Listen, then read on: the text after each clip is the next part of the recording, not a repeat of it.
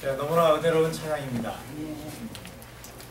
더군다나 이 수준 높은 예수사랑교회 중창단이 오늘은 또 원어로 찬양을 해서 더욱 이 곡의 아름다움과 예수님을 향한 저희들의 간절한 마음을 잘 표현하지 않았나 생각합니다. 혹시나 원어로 또 찬양을 해서 그 귀한 의미를 또 놓치신 분들이 계시지 않을까 싶어서 이렇게 번역까지 해서 전해드렸는데 정말 아마 이 키리알레이손이라는 이 한 단어가 저희들에게 정말 귀한 말씀입니다. 여러분 보시면 아시겠죠? 짐작하시겠지만 이 뜻이 뭐냐면 주님 저를 불쌍히 여기소서입니다. 다른 뜻이 없어요. 저희들이 이미 지난달에 큐티한 누가복음 18장을 보면은 예수님께서 기도에 대한 가르침을 주시면서 한 예를 드십니다. 바로 바리새인과 세리의 예를 드시면서 기도는 이렇게 해야 된다라는 것을 가르쳐 주십니다. 그 이야기를 요약하면 이렇습니다. 바리새인은 하나님, 다른 사람들은 다 죄 짓고 살아가지 않습니까? 그렇죠? 근데 저는 죄 짓지 않고 살아가지 않습니까? 옆에 세리를 보십시오. 하나님. 이런 사람도 있습니다. 하나님, 제가 이런 사람 아닌 것을 감사합니다. 하나님, 제가 일주일에 2번씩 금식합니다. 그렇게 하나님께 예배드립니다. 하나님, 제가 매번 11조 드립니다. 그래 제가 참 대단한 사람이죠? 하나님께 이렇게 기도합니다. 반면에 세리는 어떻게 기도합니까? 누가복음 18장 13절 넘겨주시겠어요? 세리는 멀리 서서 밤이 눈을 들어 하늘을 우러러보지도 못하고 다만 가슴을 치며 가로되 하나님이여 불쌍히 여기옵소서. 나는 죄인이로소이다 하였나이다. 세리는 성전에 가까이 가지도 못하고 하나님 가까이 가지도 못하고 고개를 들지도 못하고 그저 가슴을 치며 불쌍히 여겨달라는 그 말씀만 드렸습니다. 그런데 예수님께서는 이 두 사람 중에 세리가 의롭다함을 받았다라고 선언하셨습니다. 또 같은 누가복음 18장 뒷부분에 예수님께서 여리고에 가셨을 때 한 소경이 외칩니다. 누가복음 18장 38절 소경이 외쳐 가로되 다윗의 자손 예수여 나를 불쌍히 여기소서 하거늘. 세리와 소경이 그 시대에 가장 밑바닥 삶을 살았던 그 두 사람이 죄인 중에 죄인이고 도무지 사람들이 가까이 하고 싶지 않았던 그 사람들이 하나님과 예수님의 긍휼만 바라면서 기도했던 바로 그 외침. 주님 나를 불쌍히 여기소서. 바로 이 기도가 오늘 중창단이 찬양한 키리에 엘레이손. 여러분 이 기도는 이런저런 사설을 늘어놓지 않고 오직 하나 주 예수 그리스도시여 나를 불쌍히 여기소서. 이게 끝입니다. 여러분 이 기도문은 굉장히 유명해서요. 모차르트나 유명한 그 작곡가들이 다 레퀴엠을 작곡할 때 다 집어넣었던 아주 훌륭한 곡입니다. 근데 이 기도문에는 하나의 전설이 내려오고 있습니다. 초대교회 때부터 전통적으로 내려오고 있는 이 예수 기도라고 불리는 기도문. 다른 거 아무 얘기도 안 합니다. 오직 계속해서 주 예수 그리스도시여 나를 불쌍히 여기소서. 이 말씀만 계속 반복하는 거예요. 초대교회 때 바울 사도는 성도들에게 쉬지 말고 기도하라고 가르쳤습니다. 기억하시죠? 저는 이런 것이 성령님의 역사라고 생각합니다. 저는 이 말씀을 여러분과 함께 반복해서 나누고 싶었는데 오늘 강장로님께서 기도하시면서 인용을 하셨어요. 데살로니가전서 다음 거 5장 16절 18절 다 잘 아신 말씀이죠? 자, 함께 소리를 높이세요. 함께 읽겠습니다. 시작! 항상 기뻐하라. 쉬지 말고 기도하라. 범사에 감사하라. 이는 그리스도 예수 안에서 너희를 향하신 하나님의 뜻이니라. 이게 하나님의 뜻이라는 겁니다. 근데 한 농부가 신실한 농부가 있었어요. 근데 항상 기뻐하라. 그건 될 것 같아요. 내가 그렇게 살면 됩니다. 세 번째, 범사에 감사하라. 이것도 될 것 같아요. 할 수 있습니다. 근데 농부가 열심히 일하면서 쉬지 말고 기도하라는 이 대목에 와서는 그 실천할 것이 깝깝한 거예요. 일을 해야 되는데 언제 기도하지? 이렇게 따로 생각을 한 겁니다. 그랬을 때 한 수도사가 그 농부에게 가서 항상 쉬지 말고 기도할 수 있는 방법이 있다라고 기도를 가르쳐 줬어요. 그게 뭡니까? 숨을 들이쉴 때 주 예수 그리스도시여, 내쉴 때 저를 불쌍히 여기소서. 이렇게 하면서 하루를 살아라. 해보시겠습니다. 들이쉴 때 주 예수 그리스도시여, 내쉴 때 저를 불쌍히 여기소서. 왜 웃으세요? 자, 해보겠습니다. 시작! 주 예수 그리스도시여 저를 불쌍히 여기소서. 이걸 가르쳐 드렸던 거예요. 틀렸어요? 숨이 안 쉬어져. 숨이 안 쉬어져. 잘 쉬세요. 숨찬다니 숨을 못 쉰다는 다른 분도 아니구나. 농부가 일을 하면서 이런 기도를 계속 드렸다는 거예요. 놀라운 것은 이런저런 간구와 이런저런 바람과 시실콜콜 하나님께 이것저것을 다 아뢰지 않았는데도, 이 기도만 하루 종일 드렸는데도 거기에 성령님의 역사가 있었다는 거죠. 아멘. 이렇게 파워풀한 기도, 오늘 저희들이 드렸던 이 찬양. 제가 왜 주님 저를 불쌍히 여기소서라는 이 예수 기도를 이렇게 길게 말씀드리겠습니다. 저는 꼭 예수 기도가 아니더라도 이와 비슷한 기도를 저와 여러분 모두가 저희들이 신앙생활을 하는 도중 들으신 적이 있다라고 생각됩니다. 여러분께서도 정말 어떻게 간구를 드려야 할지도 모르겠고, 무엇부터 해결해야 할지도 막막하고, 내가 지금 무엇을 원하는지도 모를 정도로 앞뒤가 꽉 막힌 듯합니다.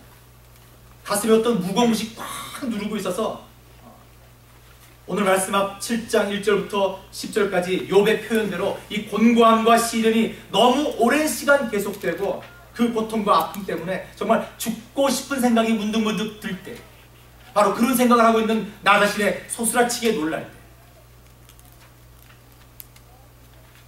교회는 가야 되겠는데 교회에 가도 하나도 은혜가 안 돼.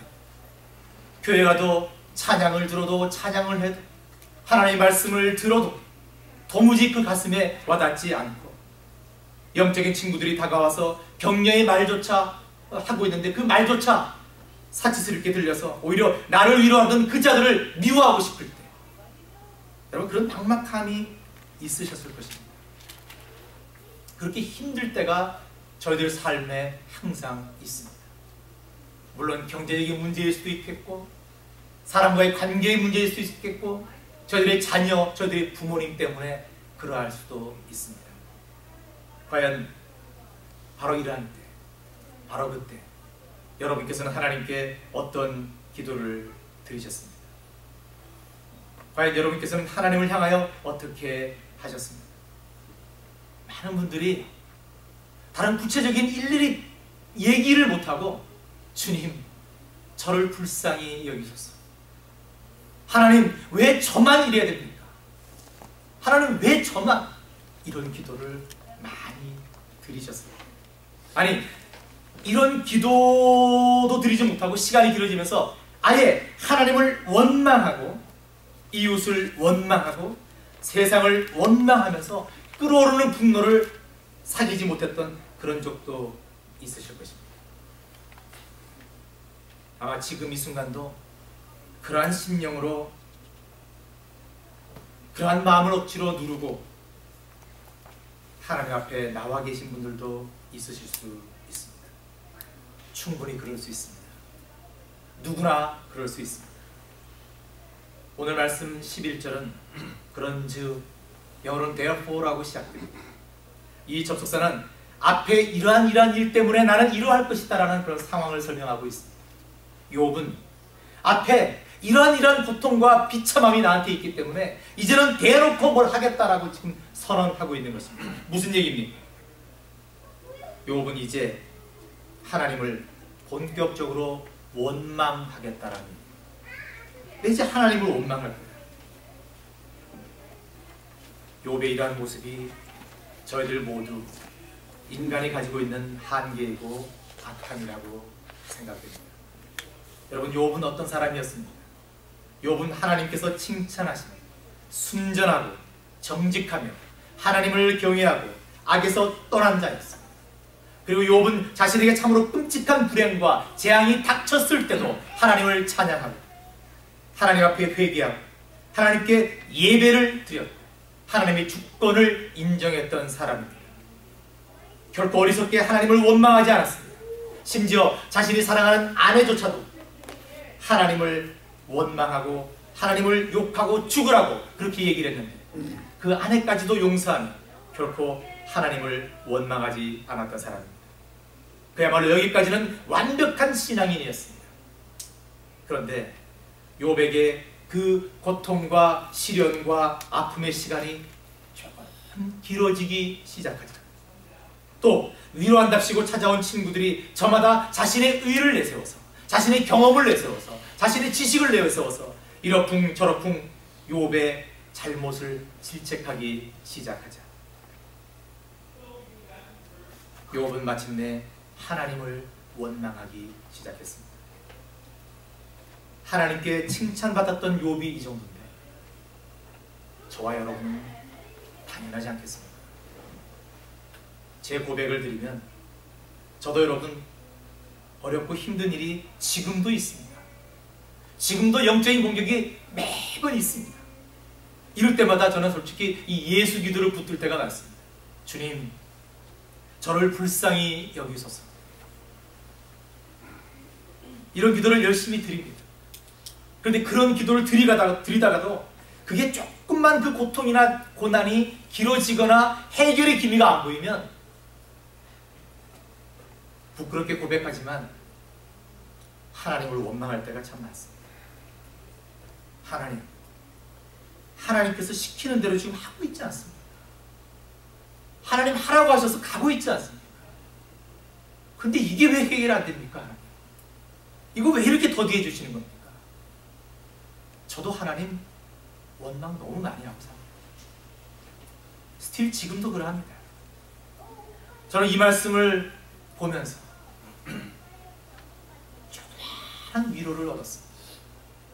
하나님께서 칭찬했던 욥이 이렇게 돌아설 수 있는데, 그래, 내가 그랬던 것은 용서받으면 받을 수 있겠다, 뭐 그런 안주함이 있었습니다.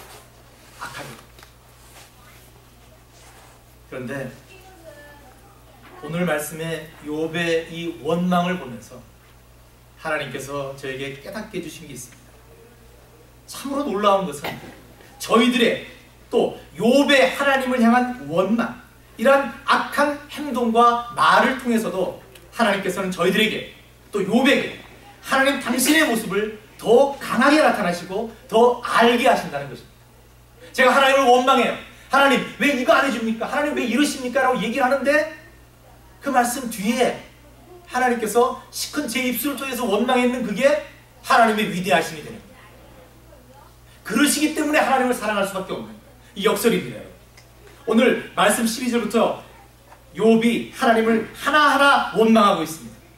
그런데 여러분 이 말씀을 잘 관찰해 보시면 그 안에 하나님의 사랑하심과 하나님의 거룩하심과 참 좋으신 하나님이 그대로 묘사되고 있다는 것입니다.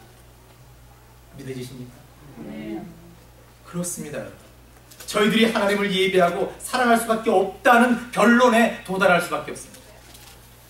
욥과 저희들은 하나님을 원망하면서 역설적으로 하나님의 저희들을 향한 크신 사랑을 다시 깨닫게 되고 또 알게 된다는 것입니다. 이것이 오늘 말씀을 통해서 하나님께서 저희들에게 주시고자 하는 것입니다. 자, 한번 따져가 봅시다. 하나님은 어떤 분이신지 욥의 고백을 통해서 한번 생각을 해보십시다. 말씀 12절부터 16절. 내가 하다니이까 용이니까 주께서 어찌하여 나를 지키시나이까? 혹시 내가 말하기를 내 자리가 나를 위로하고 내 침상이 내 수심을 풀리라 할 때 주께서 꿈으로 나를 놀래시고 이상으로 나를 두렵게 하시나이다. 이러므로 내 마음에 숨이 막히기를 원하노니 뼈보다도 죽는 것이 나으니이다. 내가 생명을 싫어하고 항상 살기를 원치 아니오니 나를 놓으소서. 내 날은 헛것이니이다. 아멘. 지금 욥이 뭐라고 얘기하고 있습니까? 굉장히 심각한 얘기를 하고 있습니다, 여러분. 네? 그런데 그 표현이 너무 재밌습니다. 욥은 지금 하나님을 만나고 싶지 않습니다. 하나님을 생각하고 싶지는 않습니다. 여러분, 저희도 그럴 때 있잖아요, 신앙생활 하면서. 교회? 가고 싶지 않습니다. 안 나가고 싶습니다. 안 나가니까 편해요. 한 주 안 나갈 때는 모릅니다. 2주 안 나가면 정말 달콤합니다. 3번째 주 안 나가면 영 교회를 떠나고 싶은 생각이 들 때가 있습니다. 여러분, 저희들이 그 정도입니다. 욥도 마찬가지예요. 고통이 막 심해지기 시작하니까 이제는 하나님을 생각하고 싶지 않아요. 하나님을 아예 내 마음에서 지우고 싶은 겁니다. 그래서 잠 좀 자면은 좀 마음이 편해질까 싶어서 하나님께 그 안식을 구하는 것이 아니라 잠을 자려고 잠을 청합니다. 잠을 탁 자고 좀 편안하게 잘라 그러는데 그때 꿈에까지 하나님께서 나타나서 욥아 일어나라, 밥 묻나, 이런 얘기를 하시는 거예요. 여러분, 이것을 드라마틱하게 한번 해보십시오. 여러분께서 하나님 싫어해요. 하나님 내 말 안 들어주는 하나님 미워해요. 그래서 저는 하나님 떠나서 그렇게 살고 싶어요. 그런데 하나님께서 늘 저를 따라오고 다니면서 밥 먹었나? 돈 있나? 잠자야지. 쉬어야지. 잠자고 있습니다.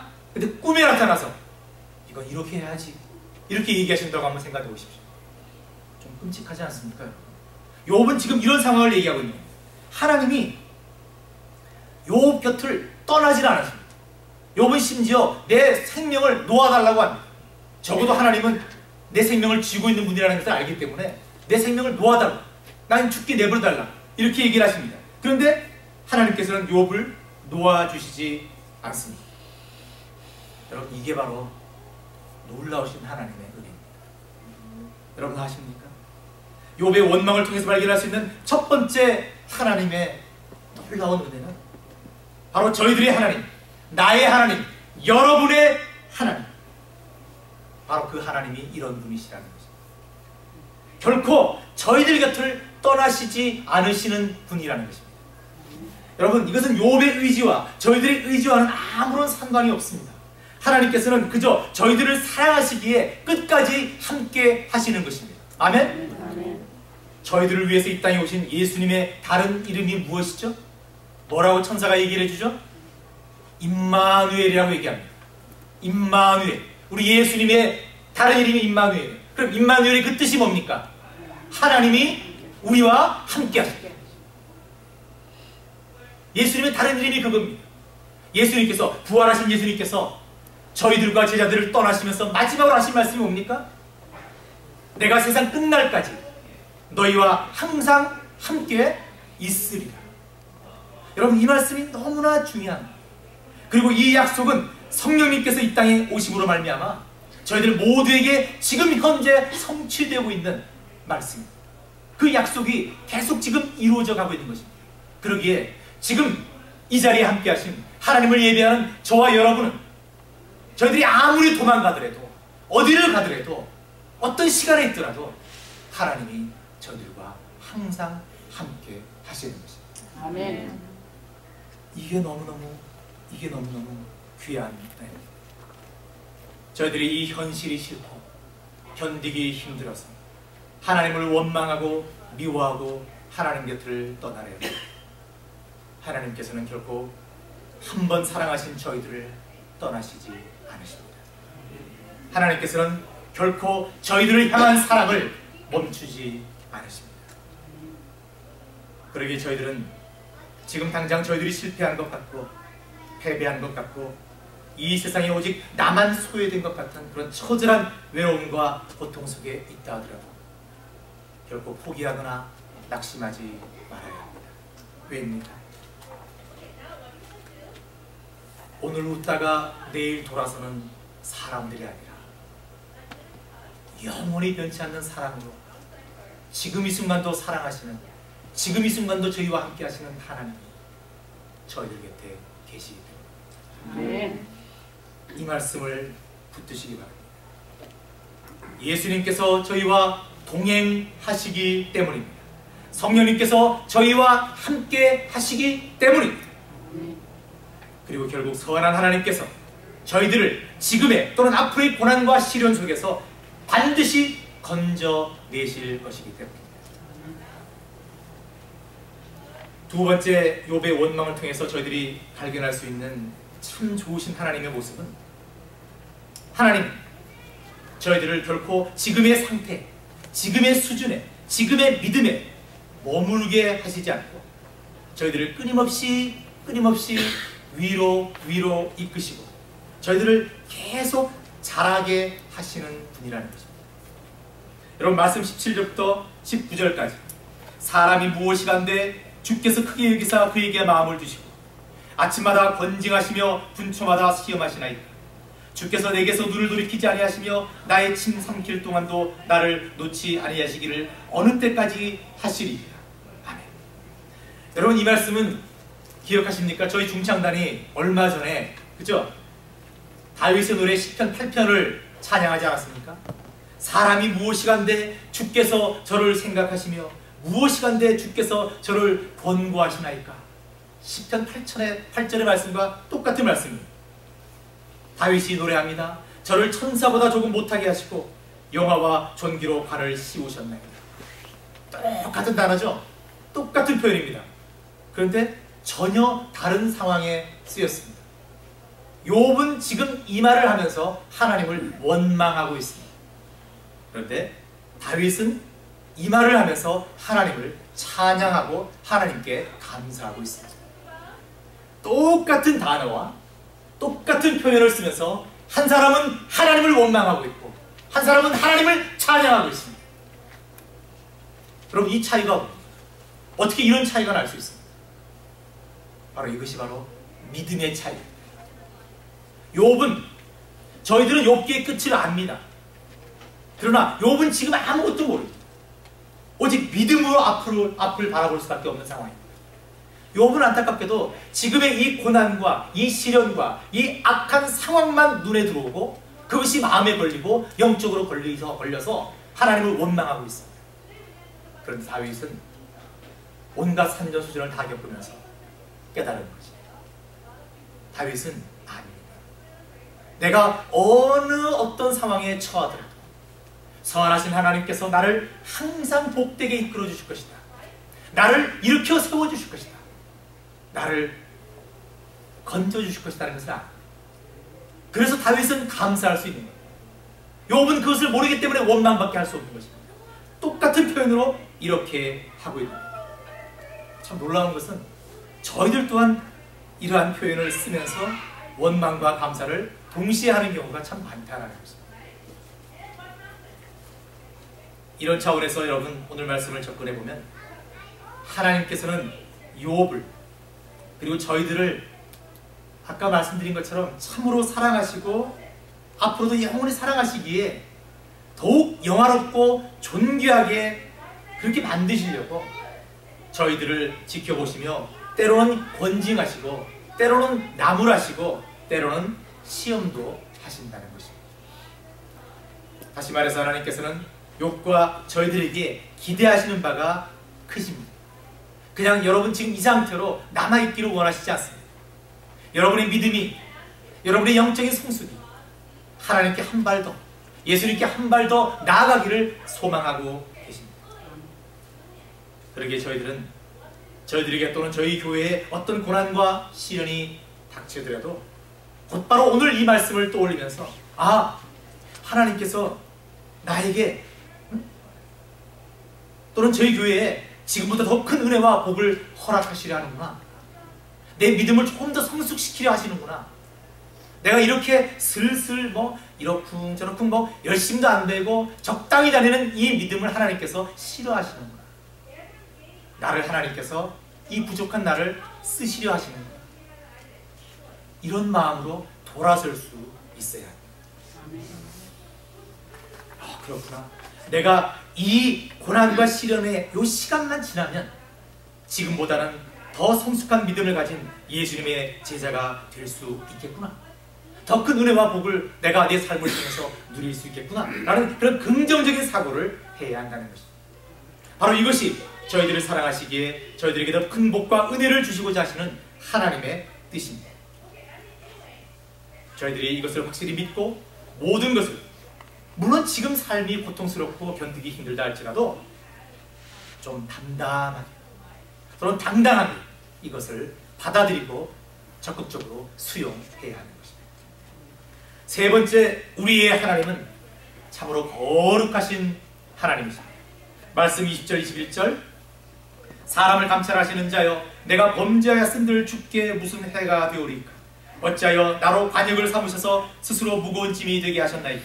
주께서 어찌하여 내 허물을 사하여 주지 아니하시며 내 죄악을 제하여 버리지 아니하시나이까? 내가 이제 흙에 누우리니 주께서 나를 부지런히 찾으실지라도 내가 잊지 아니하리이다. 아멘. 조금 쉽게 이 말씀을 풀이하면 욥은 지금 자신이 죄를 짓는 것이 크신 하나님께 뭐 그렇게 상관이 되겠느냐라는 것이에요. 그리고 자신이 지은 죄를 그 크신 하나님께서 티끌만도 못한 그런 한 인간이 지은 죄를 뭐 그렇게 시시콜콜 따지시느냐. 그 죄를 따지시고 왜 그 죄에 대해서 응답하시면서 저에게 이런 시련과 아픔을 주시느냐는 것입니다. 이것은 저희들 입장에 생각해보면 저희도 가끔 그럴 때가 있지 않습니까? 살짝 하나님의 말씀을 어긋난 그런 죄를 범할 때가 있습니다. 그래놓고 이 정도는 하나님께서 모르시겠지, 또는 이 정도는 아마 눈 감아 주실 수 있지 않을까? 사람이니까. 이 정도는 다른 사람과 비교해서 아무것도 아닌데 뭐 설마 이런 것까지 하나님께서 마음에 두시겠어? 라는 그런 생각을 할 때가 있습니다. 여러분, 교회에서 쓰지 말아야 할 말들이 많은데요, 그 중에 오늘 제가 한 가지 더 말씀을 드립니다. 교회에서 쓰지 말아야 되는 사람이니까 이 말 하시면 안 돼요. 사람이니까 이 말을 통해서 저희들의 죄를 합리화시키시면 안 됩니다. 사람이니까 예수 그리스도의 보혈로 저희들이 거듭날 수 있었고, 사람이니까 그 보혈로 죄를 깨끗하게 말 수도 있기 때문에 앞으로는 더욱더 거룩한 삶을 살아야 합니다. 사람이니까 죄를 지을 수 있다. 틀린 것입니다. 세상 사람들은 그럴 수 있습니다. 그러나 거듭난 저희들은 그럴 수 없습니다. 이미 저희들은 사람이 아닙니다. 제가 이렇게 말씀드리면 너무 나간 건지 모르겠지만, 왜? 그냥 사람이 아니라 저희들은 거듭난 사람들이기 때문에 그렇습니다. 저희들은 거룩하신 의무가 있는 사람들이기 때문에 그렇습니다. 그러기에 사람이니까 이러면서 하나님의 말씀을 비껴가도 된다라고 생각하시면 안 됩니다. 하나님께서는 거룩하신 분이기 때문에 그렇습니다. 하나님께서는 아무리 사소한 죄도 용납하실 수 없는 분이기 때문에 그렇습니다. 여러분, 기독교의 본질이 뭡니까? 저희들이 하나님과 죄 때문에 분리되었습니다. 하나님과 떨어졌습니다. 그래서 저희들은 너무나 비참한 삶을 살고 있습니다. 하나님께서 그러한 삶을 회복시키시기 위해서 우리 주 예수 그리스도를 십자가에 달려 돌아가시게 하시고 사흘 만에 부활하게 하셨습니다. 왜? 떨어진 하나님과 저희들과의 관계를, 그 죄 때문에 거룩해지지 못한 그 관계를 거룩하게 만드셔서 하나님께서 저희들과 하나 되기를 원하셨기 때문에 그러신 겁니다. 여러분, 이게 기독교의 본질입니다. 그러기에 저희들이 예수 그리스도의 제자이고 하나님의 자녀라고 고백한다면 저희들의 삶 또한 거룩한 삶을 살아가도록, 아무리 사소한 죄를 할지라도 민감하게 반응하며 하나님께 무릎 꿇어야 한다는 것입니다. 이것이 너무 중요합니다. 그러나 요즘 교회는 바로 이 거룩함을 잃어버린 거예요. 교회는 어느 것보다 거룩해야 됩니다. 왜? 하나님의 성품이 드러나야 하는 것이기 때문에. 바로 그 거룩한 하나님의 성품이 빛이 나야 되는 것이기 때문에. 그런데 교회에서나 세상에서나 별반 차이가 없다. 그건 문제입니다. 저는 예수라는 교회가 좀 거룩한 교회이기를 원합니다. 여러분, 제가 거룩한 교회이기를 원한다고 해서 뭐 저희들이 예배 형식이나 모든 것들을 좀 거룩하게, 제가 설교를 하면서도 위대하신 하나님께서 뭐 이렇게 좀 거룩한 목소리로, 여러분, 이런 외적인 것이 아닙니다. 결코 이런 내적인 것이 아닙니다. 내적인 것입니다. 하나님 앞에 저와 여러분 각자가 얼마나 거룩한 모습으로 하나님께 예배를 드리고 있느냐, 이것이 제일 중요한 것입니다. 욥은 그 거룩하신 하나님을 잠깐 잊어버린 것입니다. 그래서 하나님, 제가 뭐 이런 죄 좀 짓는데 하나님하고 무슨 상관이 있습니까? 제가 좀 지으면 어때요? 그리고 이 조그마한 이 죄 같아도 시시콜콜 따지십니까? 왜 이러십니까? 이렇게 하나님을 원망하고 있는 것입니다. 저희들도 그런 적이 분명히 있으셨을 것입니다. 이제 마음을 고쳐 먹으십시다. 이제 죄에 관련해서는 더욱 확실한 잣대와 기준으로 저희들 스스로를 다스려야 합니다. 왜? 하나님의 성품이 거룩하시기에 저희들 또한 그 성품을 따라가야 하기 때문에 그렇습니다. 여러분, 오늘 저희들은 참으로 신실하던 하나님의 칭찬을 받던 욥이 고난과 고통이 심해지고 길어지자 하나님을 향해 원망하는 모습을 살펴봤습니다.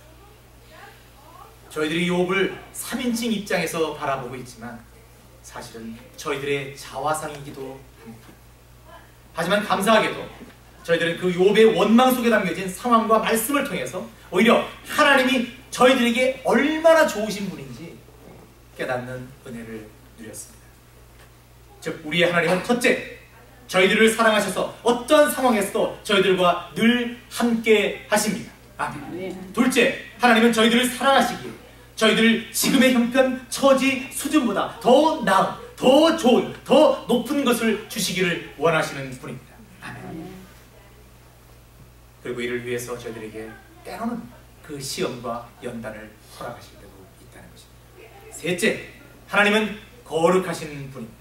그러기에 저희들 또한 그러한 거룩한 삶을 살기를 하나님께서 원하시고 계시기에 저희들이 그러한 노력을 해 나가야 합니다. 저희들 모두는 앞으로 저희들 삶에 또는 저희들 교회에 어떤 고난과 어려움이 닥친다 하더라도 내가 지금 믿고 의지하는 하나님은 바로 이렇게 참 좋으신 하나님임을 잊지 말고 이것을 굳게 믿고 마침내 모든 고난과 연단을 능히 이겨내고 승리하는 삶을 살게 되기를 간절히 소망합니다.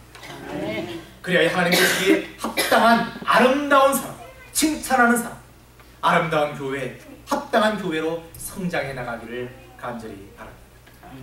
마지막으로 한 가지, 저희들이 참으로 힘든 시간을 지날 때 저희들은 오늘 말씀의 욥처럼 어리석게 하나님을 원망하지 말고 오늘 중창단이 은혜롭게 찬양을 드렸던 것처럼 여기까지만 기도하십시오.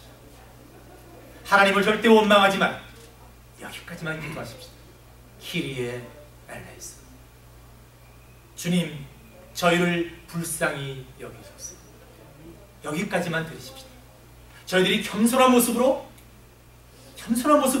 오직 주님의 긍휼만을 이렇게 간절히 소망할 때 바로 그 순간부터 하나님의 역사가 시작될 것입니다. 오늘 집에 꼭 돌아가셔서 이 기도문을 꼭 기억하셨다가 이 기도로 승리하는 삶을 사시기 바랍니다. 기도하겠습니다.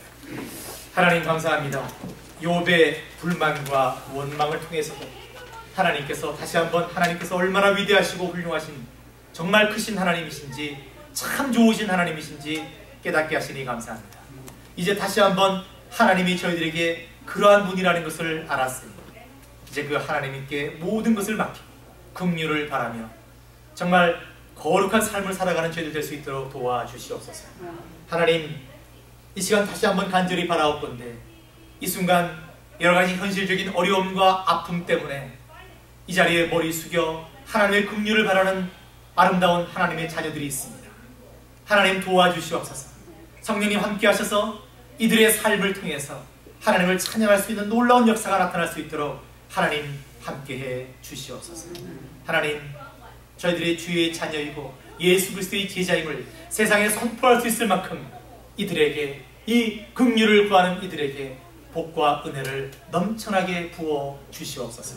함께 하심을 감사드리며 예수 그리스도 이름 받들어 기도드립니다. 아멘.